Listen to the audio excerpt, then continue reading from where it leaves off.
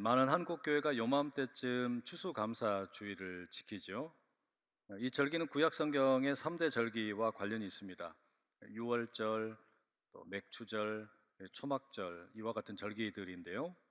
유월절은 이스라엘 백성이 이제 이집트로부터 홍해를 건너서 해방된 것을 감사하는 절기입니다.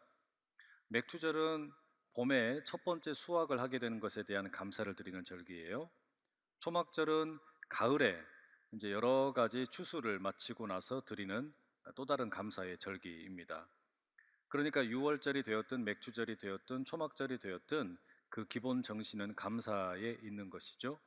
바로 이와 같은 기본적인 정신이 반영이 되어서 오늘 현대 사회에 맞게 나타나는 것이 추수감사절이라고 할 수 있습니다.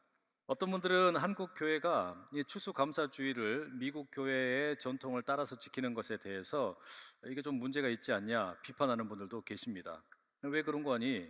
미국의 추수감사주일 전통은 그 나라의 어떤 그 전통의 풍습에 따르는 것인데 오늘 우리 상황으로 보자면 이 추수감사주일이라고 하는 것이 우리 고유의 명절인 추석과 함께 지키는 게 오히려 더 타당하지 않겠냐 이런 이야기를 하는 거예요. 타당한 면이 없지 않아 있습니다. 또 근본적으로는 이런 질문들도 하세요. 아니, 우리가 왜 추수감사주의를 지켜야 하느냐 이런 질문입니다. 말하자면 이것은 농경사회에서 이제 한 해의 농사를 마치고 추수를 끝내고 난 다음에 그 농산물을 주신 것에 대한 감사함으로 드리는 건데 오늘날 한국 교회를 보면 성도들이 농사 짓는 분들 별로 없잖아요.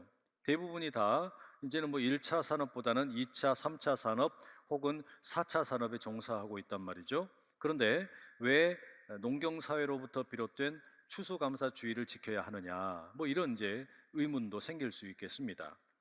이런 질문에 대해 100% 완벽한 답을 제시할 수는 없겠지만 오늘 함께 읽은 이 시편 50편의 말씀을 통해서 우리가 왜 이 감사절을 지키는지 그리고 추수감사절을 지키는 것의 그 의미가 무엇인지 함께 좀 생각을 해보려고 합니다. 오늘 읽은 시편 50편은 하나님께서 온 세상 사람들을 부르시는 것으로 시작을 합니다. 1절에 이렇게 기록되어 있죠. 전능하시니 여호와 하나님께서 말씀하사 해 돋는 데서부터 지는 데까지 세상을 부르셨도다. 해가 뜨는 곳으로부터 시작을 해가지고 해가 지는 데까지 온 세상의 모든 사람들을 하나님이 부르셨어요. 소환하신 겁니다. 왜 이렇게 부르셨을까요? 7절에 보면 내 백성아 들을지어다 내가 말하리라.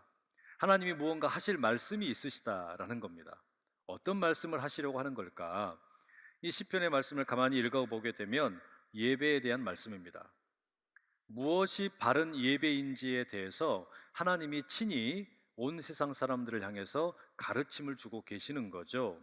하나님이 부르셔서 우리가 예배의 자리에 나왔는데 이 예배의 자리에서 우리가 어떻게 예배를 드려야 되느냐, 그 바른 예배라는 게 뭐냐, 하나님이 두 가지로 핵심적인 말씀을 주십니다. 첫째는 감사이고요, 두 번째는 바른 행실입니다.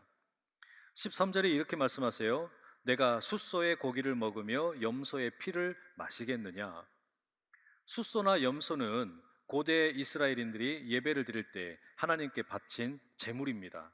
그러니까 예배를 드릴 때 우리가 드리는 봉헌 예물과 같은 것이죠. 그런데 내가 그 숫소의 고기를 먹고 또 염소의 피를 마시겠느냐. 여러분, 이것은 하나님이 그러면 제물을 받지 않으신다는 이야기일까요? 그러면 그냥 빈손으로 오라는 말씀일까요? 그건 아니에요. 덧붙여지는 14절과 15절에 이렇게 말씀하시죠. 감사로 하나님께 제사를 드리며 지존하신 이에게 네 소원을 갚으며 환난 날에 나를 부르라. 내가 너를 건지리니 네가 나를 영화롭게 하리로다. 하나님의 관심이 사람들이 바치는 재물보다 더 중요한 게 있는데 그게 뭐냐면 하나님의 그 어떤 은혜에 대한 감사, 사람들의 마음이라는 거예요. 그러니까 여러분, 우리가 예를 들어서 고대 사람들처럼 재물을 바치는 예배를 드린다고 생각을 해보세요. 그러면 한우 1등급으로 한 막 100kg짜리를 200kg짜리를 막 이렇게 바친다고 한번 생각을 해보세요. 엄청 비싼 거죠. 그런데 그렇게 재물을 드리지만 그 마음에 하나님에 대한 감사가 없어요. 그럼 이게 뭐라는 겁니까? 이건 쓸모없는 짓이라는 거예요. 그런 예배는 옳은 예배가 아니라는 것이죠. 하나님께서 정말로 온 세상의 창조주 되심을 믿는다면, 예수님께서 나의 구원자가 되신다라는 것을 믿는다면 성령님께서 지금도 내 안에 내주하시고 나를 인도하고 계시는 것을 믿는다면 우리가 예배의 자리에 나와서 드려야 될 마땅한 고백이 뭐라는 겁니까? 하나님 감사합니다. 하나님 감사합니다. 이게 우리가 드릴 마땅한 고백이라는 겁니다. 두 번째, 바른 예배는 그 감사의 제사와 함께 또한 바른 행실이 요구된다. 하나님 말씀을 하세요. 16절, 악인에게는 하나님이 이르시되 네가 어찌하여 내 율례를 전하며 내 언약을 네 입에 두느냐. 하나님께서 어떤 이들을 가리켜서 악인이라고 이야기하시는데 이 악인이 누군가 가만히 보니까요, 나쁜 짓을 한 사람, 어떤 엄청난 죄를 지은 사람들이 아니에요. 그럼 누가 악인이냐? 입으로는 하나님의 말씀을 암송을 잘합니다. 이 입술 가운데서는 하나님의 어떤 규례, 율례를 아주 들먹거립니다. 그런데 삶으로는 그걸 전혀 지키지를 않는 거예요. 이게 악인이라는 겁니다. 하나님이 보시기에 악인은 누구냐면 입술로는 하나님을 사랑한다고 고백하고 하나님의 말씀이 내 발의 등이요 뭐 길이요 빛이요 이렇게 이야기를 하는데 실상 삶에서는 그 말씀을 지키지 않는 사람들, 이들이 악인이라는 겁니다. 하나님의 말씀을 들먹거리면서 실제 삶은 그로부터 아주 거리가 있는 인생들, 이것은 옳은 예배가 아니라는 것이죠.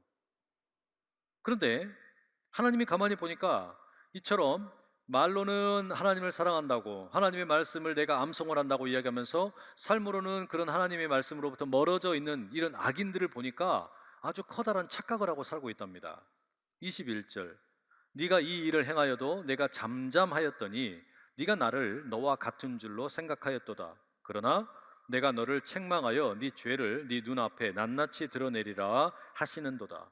이게 무슨 이야기입니까? 이 악인들이, 그러니까 입술로는 하나님을 믿는다고 또 말씀을 지킨다고 이야기를 하지만 삶으로는 그것이 완전히 멀어져 있는 사람들, 이 사람들이 가만히 보니까 자기 일상의 삶 가운데 하나님이 나타나시지를 않거든요. 침묵하고 계시거든요. 그래서 착각을 하는 겁니다. 뭐 하나님도 별거 없네, 하나님이랑 나나 뭐 차이가 별로 없네, 이렇게 생각하는 사람들, 그들에 대해서 하나님 뭐라고 말씀하시는 거예요? 너 옳지 않다. 나랑 너는 다르다. 나는 창조주이고 나는 심판자이다. 그러니 언젠가 때가 되면 내가 너의 모든 죄를 너의 앞에 밝히 드러내겠다. 이렇게 이야기하시는 거예요. 그럼 여러분, 결론적으로 지금 하나님께서 말씀하시는 이 올바른 예배라는 게 뭡니까? 두 개의 기둥이 필요한 거죠. 감사의 마음과 바른 행실. 이 두 개가 있을 때에 우리의 예배가 바른 예배이다. 하나님 말씀하시는 겁니다. 다 좋습니다. 알겠습니다. 그런데 문제가 있어요. 이게 뭐냐면, 내가 하나님께 바른 예배를 드리려면은 감사하는 마음도 필요하고 그냥 말씀을 외우는 것만이 아니라 그걸 지키는 게 필요하구나. 바른 행실이 필요하구나. 알겠어요. 그런데 이게 쉽지가 않은 거예요. 어떻게 매번 감사할 수 있습니까? 어떻게 우리가 계속해서 이 말씀을 지키며 살 수 있습니까? 이 고민이 생기잖아요. 이걸 어떻게 할 수 있느냐라는 거예요. 여기에 대한 뭔가 하나님의 그러면 뭔가 답이 있느냐? 답변을 주시느냐? 있습니다. 오늘 본문 22절. 하나님을 잊어버린 너희여 이제 이를 생각하라. 그렇지 아니하면 내가 너희를 찢으리니 건질 자 없으리라. 생각하라. 생각하라. 여러분, 이게 하나님이 우리에게 주시는 답변입니다. 생각을 하게 되면 자연스럽게 감사하게 될 것이고, 생각을 하게 되면 자연스럽게 말로만 하나님의 말씀을 들먹거리는 게 아니라 삶으로 실천하게 될 거다. 이렇게 얘기하시는 거죠. 추수의 기쁨이 가득하지만, 풍요로움이 있지만 생각을 하라는 겁니다. 이건 네가 잘해서 된 거 아니야. 이건 네가 노력을 해서 너의 모든 힘으로만 얻은 거 아니야. 이거 하나님의 은혜다. 하나님이 주신 선물이다. 이걸 기억하라는 거예요. 아마 어떤 분들은 이렇게 이야기하실지도 모릅니다. 목사님, 먹고 죽을 돈도 없어요. 그런데 무슨 감사가 나옵니까? 그런 분들 계시겠죠. 아마 그럴 겁니다. 어떤 분들에게는 이 추수감사절에 추수의 어떤 열매들이 가득한 분들도 있으실 거고, 또 어떤 분들은 추수한 게 없어요. 시험을 봤는데 성적이 보통 때보다 훨씬 적게 나온 수험생들도 있을 것이고, 대학에 원서를 집어넣는데 다 떨어지는 우리 자녀들도 있을 것이고, 취업을 위해서 문을 두드리는데 문이 열리지 않는 이들도 있을 거예요. 사업을 하는데 새로운 어떤 사업에 투자를 했더니 생각보다 결실이 맺히지를 않아서 힘겨워하는 분들도 있겠죠. 농사 짓는 분들 같으면 엄청나게 이 투자를 많이 했음에도 불구하고 열매가 맺히지 않아서 고민인 분들 있을 거예요. 바로 그런 분들에게 앞서 읽어드렸던 14절, 15절 다시 읽어드릴게요. 감사로 하나님께 제사를 드리며 지존하신 이에게 네 서원을 갚으며 환난 날에 나를 부르라. 내가 너를 건지리니 네가 나를 영화롭게 하리로다. 이게 무슨 말입니까? 추수할 거리가 많을 때이든지 추수할 게 없을 때이든지 성경은 뭐라고 얘기합니까? 생각해라. 생각해라. 추수한 게 많으면 이건 내가 한 거 아니다. 네가 한 거 아니다. 하나님의 은혜다. 이걸 생각하라는 것이고요. 지금 내가 추수한 게 없어요. 너무나 가난합니다. 그러면 성경에서는 뭐라고 말하고 있습니까? 환난 날에 내가 너를 건지리라. 고통의 날에 내가 너를 건지리라. 슬픔과 눈물의 날에 내가 너를 건지리라. 그것을 생각해라. 그걸 잊어버리지 말아라. 그러면 너는 나를 영화롭게 할 것이다. 그러면 너는 나에게 영광을 돌리게 될 것이고 너는 나를 영화롭게 할 찬송을 부르게 될 것이다. 여러분, 잠언에 보면 아굴이라는 사람의 기도가 나옵니다. 아굴이 기도를 이렇게 합니다. 하나님, 나로 하여금 너무 커다란 부자가 되지도 말게 하시고 너무 가난하지도 않게 해주십시오. 내가 부자가 돼가지고 돈에 눈이 멀어서 하나님을 모른다 할까 두렵고 너무 가난해가지고 다른 사람들의 것을 훔치다가 하나님의 이름을 먹칠할까 봐 두렵습니다. 이렇게 기도를 해요. 여러분, 우리가 지금 추수의 자리에서 생각하라 생각하라 이 하나님의 음성을 들으면서 깨닫는 게 뭡니까? 그게 뭡니까? 생각을 통해서 추수한 게 많은 것도 하나님의 선물이고 추수할 게 없는 고통의 자리일지라도 환난 날에 내가 너를 건지리라 우리 주님의 음성을 귀 기울이는 것인 줄로 믿습니다. 다시 말하면 여러분, 감사라는 게 뭔가 황성주라는 분이 이렇게 이야기하더라고요. 감사란 상황을 재구성하는 능력. 이게 제가 참 맞는 말이다라는 생각이 들었어요. 내게 주어진 상황이 있는데 이 상황을 재구성하는 능력, 이게 감사라는 거예요. 지금 던져진 상황은 바꿀 수가 없지 않습니까? 그런데 이것을 어떻게 해석해 내느냐, 이 해석의 능력이 감사라는 겁니다. 성경 말씀에 생각해라 라고 하는 거, 회개하라 라는 거, 다른 말로 바꾼다면 너에게 놓여 있는 상황을 재구성해라, 믿음으로 재구성하라는 거예요. 제가 유학 시절에 목회학을 가르치던 교수님으로부터 이런 이야기를 드렸습니다. 목회를 잘하고 싶으면 꼭 세 가지 C를 피해야 된다, 이렇게 얘기하시더라고요. 첫 번째는 complaining, 불평을 피해라. 두 번째는 comparing, 비교를 피해라.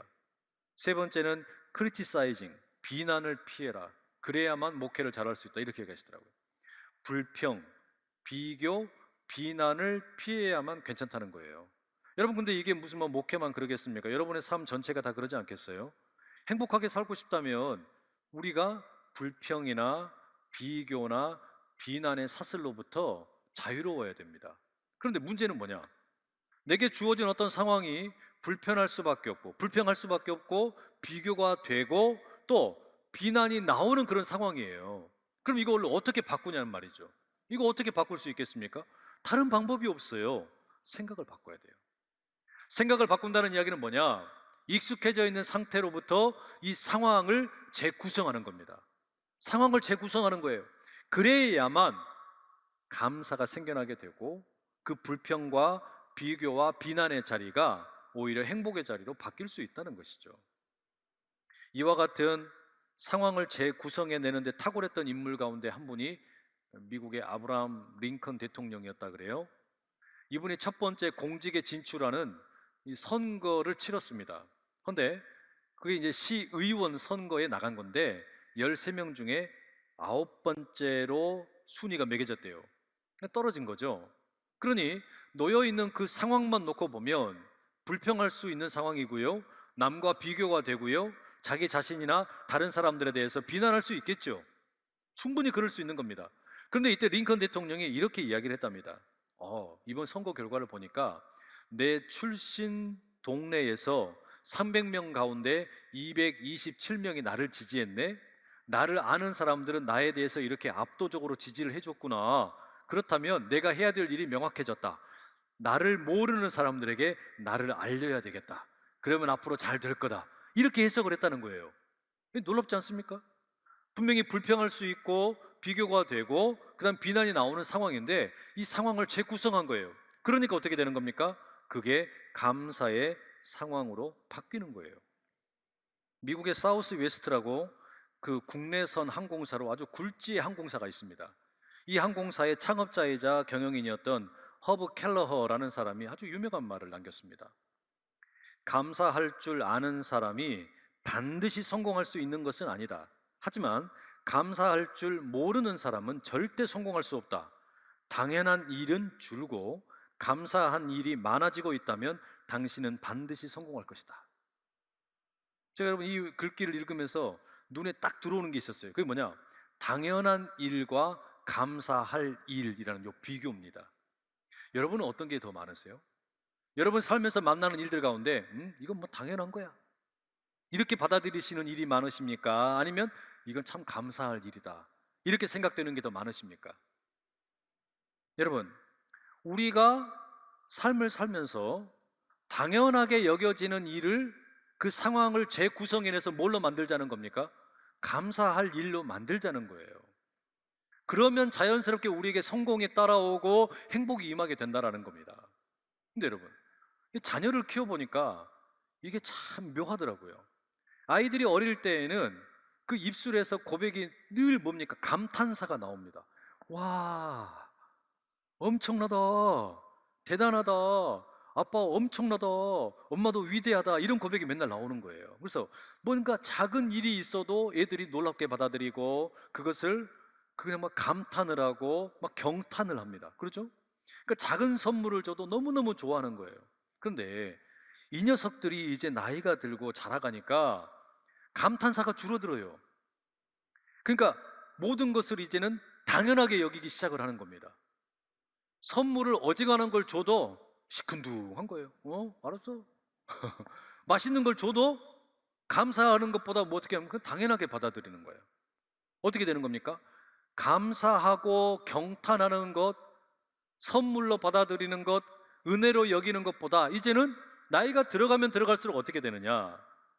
당연시 되는 일들이 우리 가운데 많아지는 겁니다. 이게 여러분, 저희 집에 애들만 그런 게 아니라 아마 여러분 다 그러실걸요. 그렇지 않습니까? 어릴 때는 모든 게 다 놀랍고 신기하고 놀랍습니다. 감탄사가 나옵니다. 그런데 나이가 들어가면 들어갈수록 우리 마음이 어떻게 되는 거예요? 모든 게 그냥 당연한 거예요. 돈 있으면 다 되는 거지 뭐. 이건 뭐 내가 이래서 이렇게 얻었으니까 당연한 거지 뭐. 이렇게 느껴진단 말이에요. 그런데 예수님께서 뭐라고 말씀하시냐면 어린 아이들이 내게로 오는 것을 금하지 말아라. 그리고 뭐라고 덧붙이십니까? 너희들이 결단코 어린아이와 같지 않으면 천국에 들어갈 수 없다. 이렇게 말씀하세요. 그게 여러분 무슨 얘기겠습니까? 천국이라고 하는 것은 이 땅에 있는 나라가 아니라 하나님의 나라인데, 하나님이 다스리시는 나라인데, 하나님이 다스리시는 나라를 바라보면서 감탄하지 못하고 거기에 대해서 경탄하지 못하고 신기하게 느끼지 못하고 은혜를 느끼지 못하면 어떻게 되겠어요? 그 천국을 누릴 자격이 없는 거예요. 그렇지 않습니까? 여러분, 우리의 마음에 어린아이가 있어야 돼요. 우리의 마음에 모든 것을 당연하게 여기는 그런 이제는 세상에 달고 달아버린 그런 어른의 모습만이 아니라 모든 것에 대해서 계속해서 감사하고 신기해하고 감탄할 줄 아는 어린아이의 마음이 회복되어야 된다는 이야기입니다. 여러분, 그때 무슨 일이 생기는 겁니까? 예수님이 말씀하신 것처럼 천국을 누릴 자격이 우리에게 생기는 거예요. 자연스럽게 감사의 능력이 우리 안에서 배양이 되는 겁니다. 바로 그와 같은 은혜가 우리 모두 가운데 가득하기를 축복합니다. 지난 11월 7일 날 MBC 뉴스에 교통사고 장면을 담은 그 블랙박스 영상 하나가 소개가 되었습니다. 그 영상에 보니까 11월 5일, 그러니까 이틀 전에 있었던 일인데요. 오전 7시쯤에 경기도 고양시 일산 동구에서 일어난 어떤 접촉사고, 차와 차가 접촉사고를 일으킨 그 장면을 담아놨어요. 이 내용을 보니까 11개월 된 아기, 그러니까 돌도 안 된 아이를 데리고 그 젊은 엄마가 아이가 너무 아파서 병원에 응급실로 가는 길이었습니다. 얼마나 마음이 급했겠어요. 그런데 그 급한 마음에 서두르다가 앞에 있는 차를 들이받은 겁니다. 그 어떻게 됩니까? 당황했겠죠? 이 가해자가 나와 가지고 이제 미안하다고 이야기를 하려고 그러는데 그 피해자의 그 피해자 그러니까 차량에서 한 중년의 여성분이 나오신 거예요. 그리고서는 어떻게 하냐? 항의를 하기는커녕 괜찮다 그러면서 이 애기 엄마를 그냥 꽉 껴안아 버린 겁니다. 교통사고 현장에서 여러분 피해자가 가해자를 이렇게 껴안아 주는 경우 보신 적이 있으세요? 이런 경우가 없잖아요. 그래서 나중에 이제 물어봤대요. 왜 그 가해자 운전자를 그렇게 꽉 껴안아 줬습니까?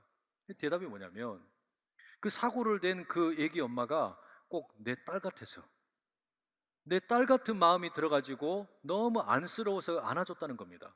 그랬겠죠. 여러분, 아이를 지금 병원에 데리고 가려고 막 그냥 급한 마음에 운전을 하다가 접촉사고를 냈으니 얼마나 당황되겠어요? 그래서 이제 차에서 내려가지고 그 피해를 입은 분에게 이야기를 하려고 그러는데 막 손을 덜덜덜덜덜 떨고 있더라는 겁니다. 그게 너무 안쓰러워가지고 이 피해자 아주머니께서 그 가해자 여성을 꽉 껴안아 준 거예요. 너무 감격적이더라고요. 그냥 감사가 넘치더라고요.